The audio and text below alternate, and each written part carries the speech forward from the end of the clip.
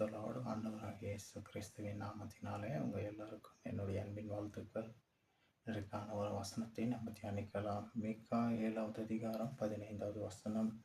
நீ எகிப்து தேசத்திலிருந்து புறப்பட்ட நாளில் நடந்தது போலவே உன்னை அதிசயங்களை காண பண்ணுவேன்.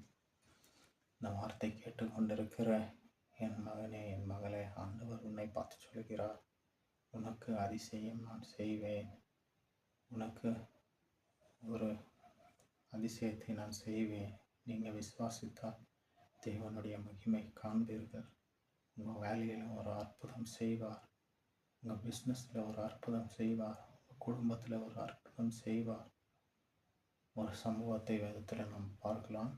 எகிப்து தேசத்தில் இஸ்ரவேல் ஜனங்கள் அடிமையாய் இருந்த அவங்களை ஆண்டவர் அதிசயமாக அவர்களை அந்த அடிமைத்தனத்திலிருந்து அதிசயமாக வெளியில் கொண்டு வருகிறார். அங்கே வரும்போது அந்த சிவந்த சமுத்திரத்தை இரண்டாக பிளந்து அதிசயமாக அவங்களை கொண்டு வருகிறார். அவர்களுக்கு தாகமாக இருந்தப்போ அவர்களுக்கு கண்மலை பிளந்து அதிசயமாக அவங்களுக்கு தண்ணீரை கொடுத்தார். அவங்களுக்கு பசி என்று இருக்கும்போது அவங்களுக்கு வானத்திலிருந்து மன்னாவை அவர் பொழிய செய்தார்.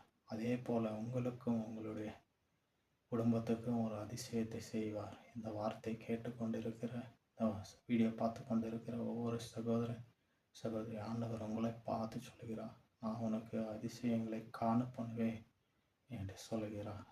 இந்த விசுவாசத்துக்கு அவங்களுக்கு எல்லாருக்கும் ஆண்டவர் அப்படியாக செய்வாராக. ஆமென்.